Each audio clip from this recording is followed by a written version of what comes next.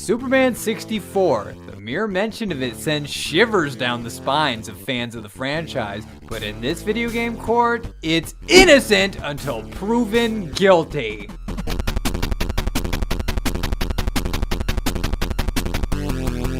Court is now in session for a monumental episode of Innocent Until Proven Guilty. The topic of today's case takes us back into licensed territory. Licensed tie-ins generally have a largely negative reputation, but this one is considered by many critics to be an especially wretched abomination. I've heard some jaw-dropping horror stories about this infamous entry in the 5th console generation, but I believe in giving a fair chance to even the worst of the worst. So without further ado, I now present to you the dreaded Superman 64.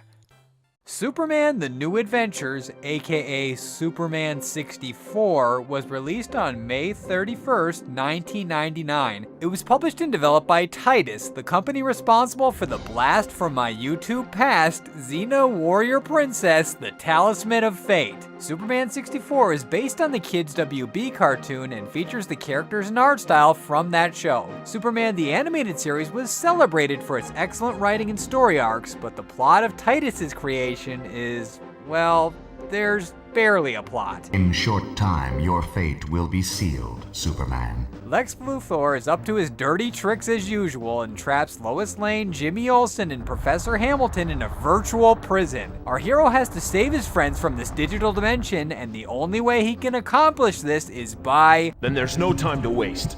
Flying through rings. Yes, the Man of Steel, who is capable of running faster than a speeding bullet and leaping over tall buildings in a single bound, is relegated to following a trail of shiny objects in the sky. Despite what his trademark expression says, this certainly isn't a job for Superman, and Titus didn't intend it to be this way. They originally conceived of a free-roaming environment for Kal-El as shown in the prototype, but due to restrictions placed on the programmers, that idea was scrapped in favor of the rings. The glowing orbs may seem slightly confusing at first, but there is a specific order that they have to be flown in. The correct path always begins with a green loop, so simply follow the ensuing green trail until the red goal is reached. The rings start off fairly simple and stationary, but they become really tricky as the missions progress. Extreme precision is required to carefully advance through the circles at a measured pace, but the awkwardly stiff flight mechanics combined with the hectic later segments occasionally forced me off course. When this inevitably happens, mistakes will be made, and each one will result in a penalty, and just like baseball, it's 3 strikes, you're out.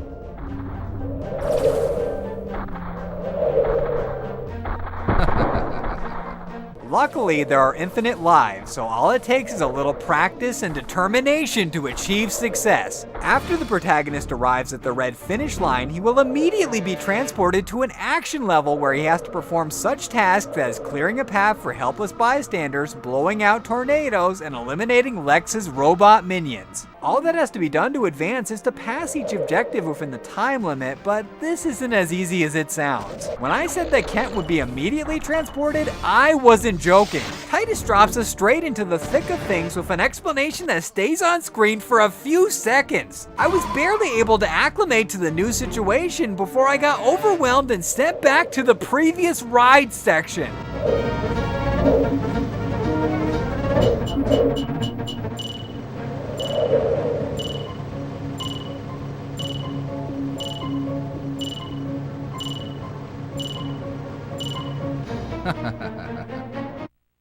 Then there's no time to waste.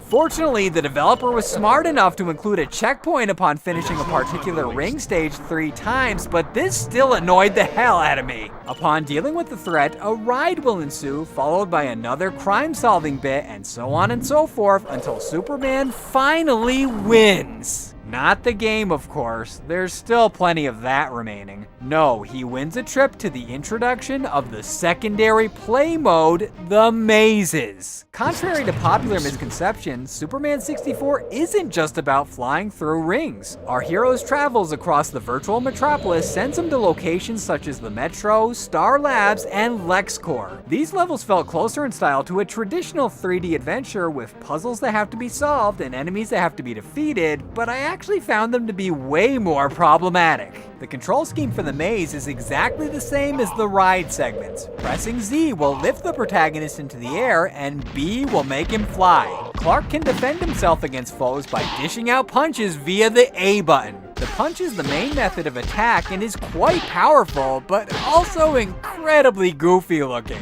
He can also unleash his signature heat vision and freezing breath via the C left and C up buttons respectively, but they have a limited meter and can only be accessed after picking up the pertinent icons. These abilities are necessary for solving some of the puzzles, so I would suggest sticking with the goofy punch unless it's life or death. The mazes initially are a nice change of pace from the constant barrage of rings, but this is where the beast known as Superman 64 fully rears its ugly head. First of all, the mazes are really long and non-linear. There are a ton of tasks to complete and minutes will tick by as we figure them out, but there are no checkpoints to save our progress. This means that we have to go back to square one if we fail or fall in carrying out our duties. Yes, fall, as in literally falling for the floor or walls and into the black void, which is a common occurrence in the unfinished stages of Superman 64. Words cannot describe how frustrated I felt when I had to reset after losing control due to no fault of my own. I'll admit that the bugs were occasionally beneficial, and I got a few laughs out of how ridiculously broken this was, but I was swearing at my TV in rage more often than not. If you manage to escape the broken boundaries unscathed and complete the objectives, then it alternates again between another ride and maze section. The courageous Kryptonian will face adversaries big and small, from ass-kicking crabs in dark shadows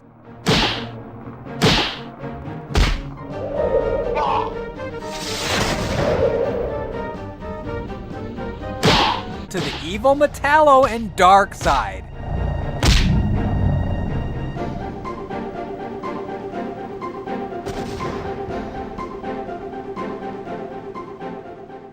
The tough journey to rescue the reporters culminates at Brainiac's spaceship, but only if the difficulty is maxed out. Unbeknownst to me during my capture session, Superman 64 employs the classic fake-out ending after completing the Metro on normal or easy, so my quest ground to a screeching halt after reaching this point with the default settings. I've always hated this programming trope, and my stomach churned at the thought of starting from scratch, but I luckily found a stage select code so I could continue on towards the finale and into spoiler territory. This looks like a job for Superman.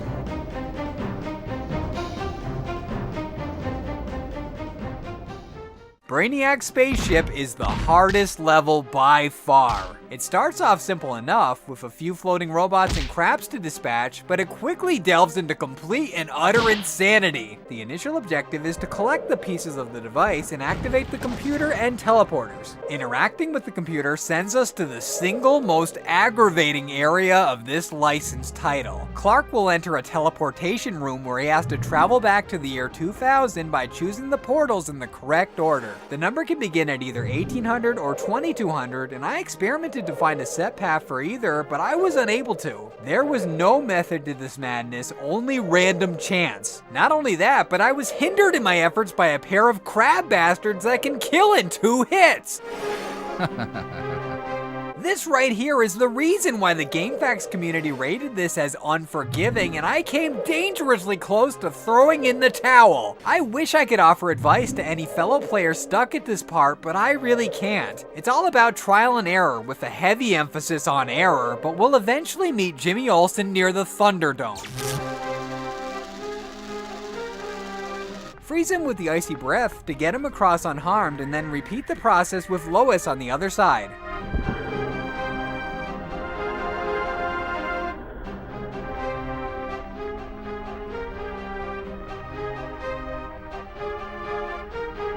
Once Jimmy and Lois are safe, Brainiac appears in the distance. Knock him out and activate the laser, then bring the bomb to the middle of the Thunderdome.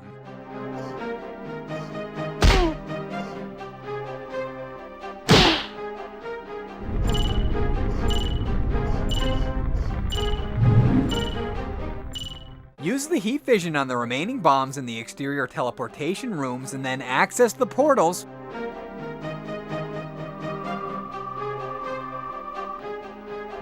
fly through the giant logo that says "The End," and Superman is triumphant. Or is he?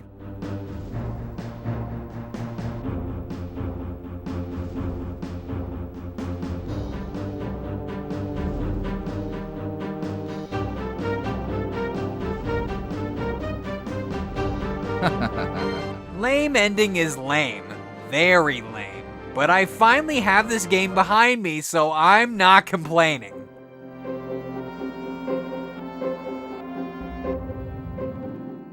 That's Superman 64 in a nutshell. I flew into an endless supply of rings, I spent hours on just the last stage, and I lost track of the number of times that I encountered glitches. Clearly this Titus title has a lot of problems, but is it beyond redemption? Let's find out in the breakdown! Superman 64 is guilty. I don't have to say anything here. I could just show a montage of the countless glitches and cheap deaths, and that would be enough to condemn it. I'm usually very forgiving of even the trashiest licensed tie-ins, but this went too far. The controls are atrocious, the music is bland and forgettable, and the design is unfinished to the point of being broken. DC's iconic mascot deserves so much better than this, and shame on Titus for churning out this festering disappointment.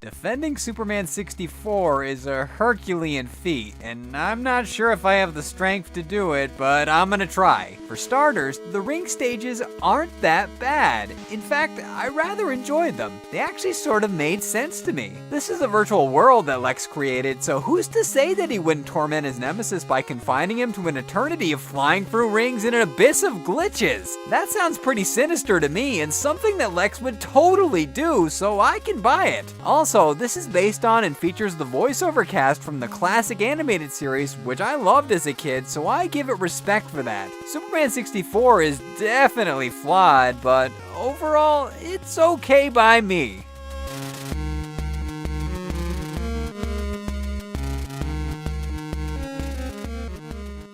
In the case of Superman 64, I rule that the verdict is guilty. Yes, the black sheep in the Titus family is undeniably guilty, but does it truly deserve being labeled the worst game ever made? Yes and no. It's arguably an unfinished mess with clunky controls, but at least it is a game, which is more than can be said for big rigs and plumbers don't wear ties. On the other hand, those can be enjoyed in a so bad that it's good manner, whereas this is just bad. There was so much potential for this to be an epic tribute to DC's legendary mascot, and that makes it even more disappointing that the promising prototype ended up like this. Anyway, now that I've judged this notorious title, it's the LJN Defender's turn to enter the ring and stick up for the rainbow. Be sure to come back for that, but until then, court is now adjourned. Thanks for watching, everyone. If you like what you saw and you want to see more, click any of the boxes on the screen right now and you'll be able to watch a few more of my videos. And if you haven't already, be sure to click that red box right there in the corner and that'll subscribe to the channel and you'll be able to keep up to date with all of my current content. Thanks again, everyone.